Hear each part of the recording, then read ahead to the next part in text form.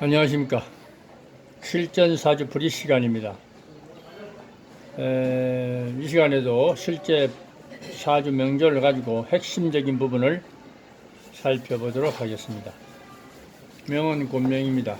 신유년, 신축월, 신축일, 기축시.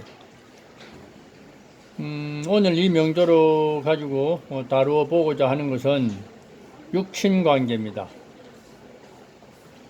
육친하면은 어찌됐든 가장 중요한 것이 배우자, 자녀, 요 정도로 보고 부모까지 유추해 본다면은 될 것 같습니다.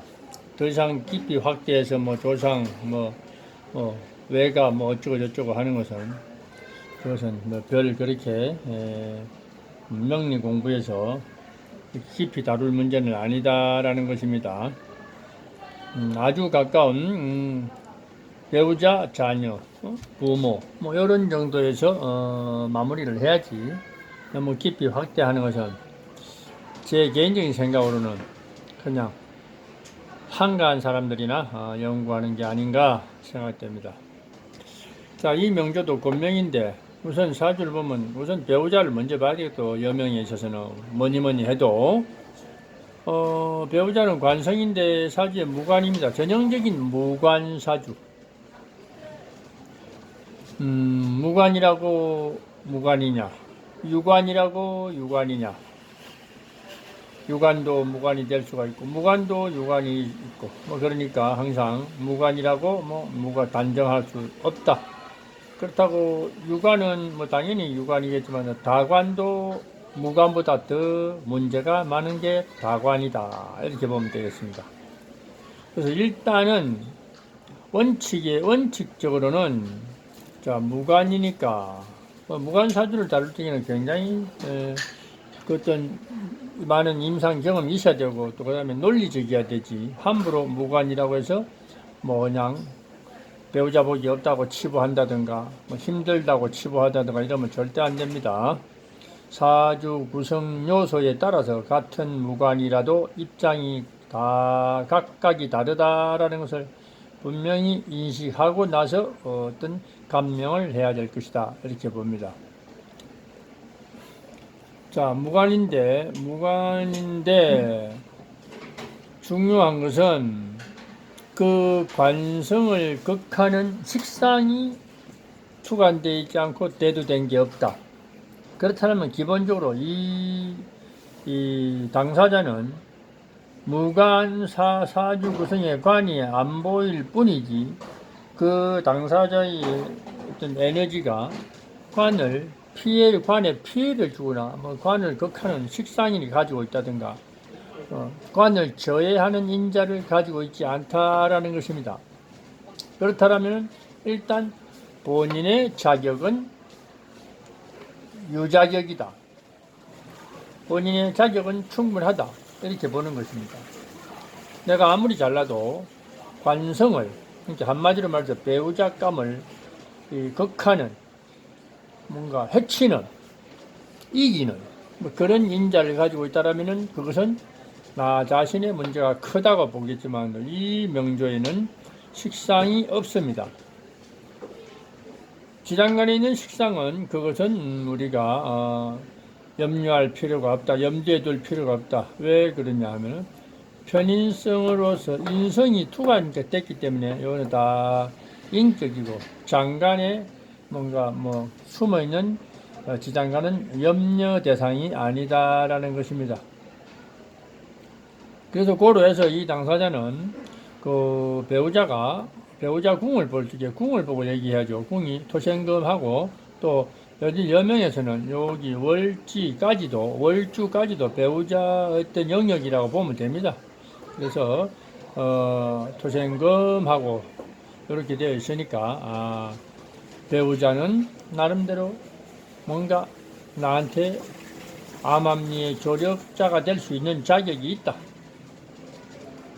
그래서 염려 대상이 아니다. 그래서 이 당사자의 배우자는 일단은 반듯한 안정된 직장에 근무하는 그런 어떤 사이가 돈독한 사람이라고 되어 있습니다.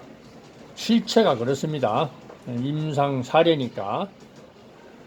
그리고 무관, 유관이 중요한 게 아니라 무관이면서도 신강한 사주니까 이제 개인적으로 배우자 덕이 있고 없고를 떠나서 배우자한테 의존하고 뭔가 거기에 기대고 살아야 될 그런 운명하고는 거리가 멀다라는 것입니다. 왜? 독립심, 자립심이 대단히 강하게 형성된, 어쩌면은 팔자 자체에 단편적으로 보면 유아 독존의 어떤 신강한 사주이기 때문에 내 밥벌이는 끝까지 내가 해야 된다라는 그런 어떤 면모를 가진 사주다라고 이렇게 치부하면 됩니다. 그렇게 인정하면 됩니다. 그리고 관은 그렇게 이해를 하시면 되는 것이고, 분명히 관으로부터, 무관이지만도 관으로부터 관궁에서 나를 생조하는 에너지가 있으니까 내가 뭔가 인정받을 수 있는, 존경받을 수 있는 그런 어떤 근거는 충분하다, 이렇게 평가하면 되겠습니다. 두 번째는 이제 자녀궁인데, 또 여명에서 자녀는 식상입니다. 그래서 식상이 사주에 어떻게 분포되어 있느냐 보면은 식상이 또 드러나 있지 않습니다. 오히려 식상을 극하는 인성이 드러나 있죠. 인성이.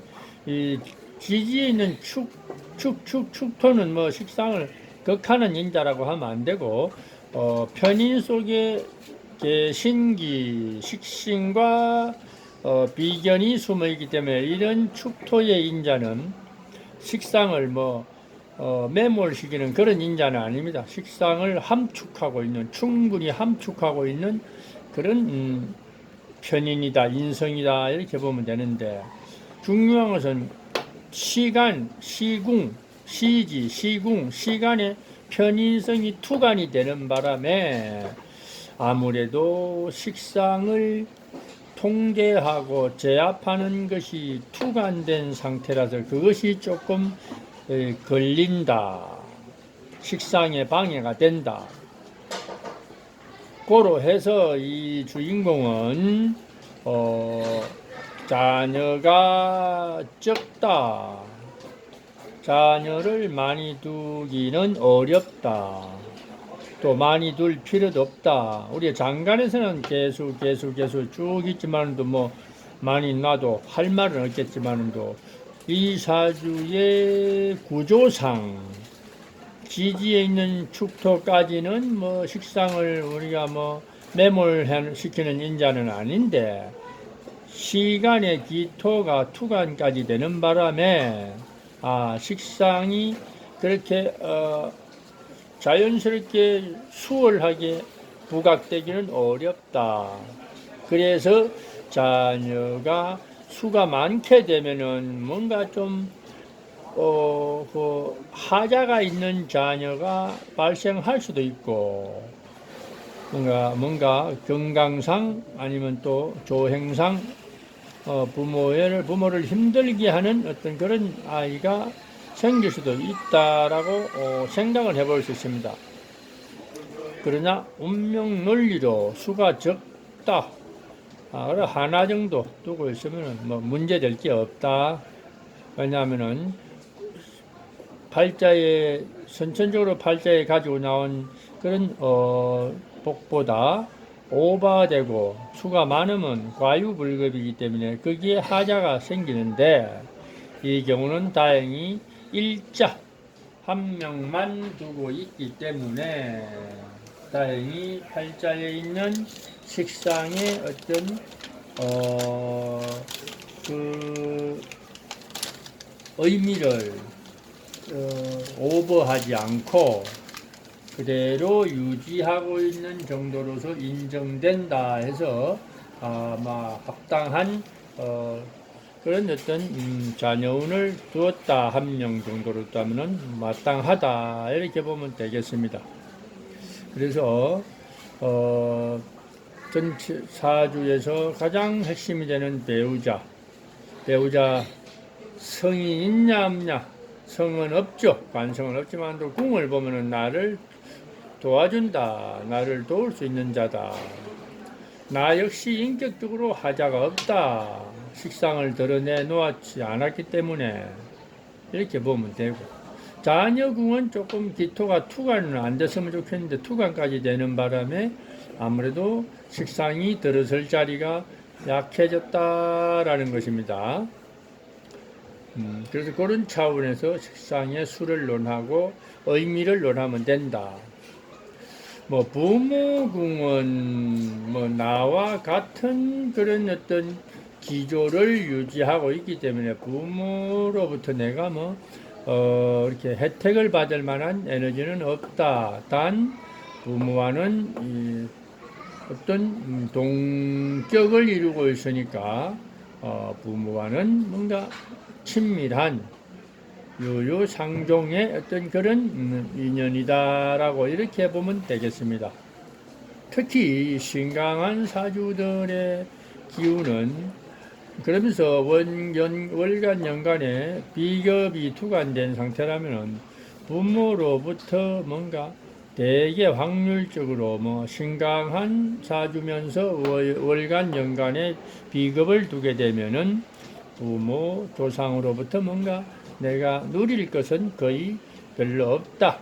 단 신강한 비겁의 다자의 사주도 조상의 엄덕이 강한 사주도 들어있겠습니다만은 논리적으로는 내가 부모를 뭔가 도와주고 형제를 도와줄 일이 많아지는 것이지 그 형제 부모 덕으로 내가 혜택을 누리는 것은 별로 기대할 것이 없다라는 것이 정상적인 논리라고 보면 되겠습니다.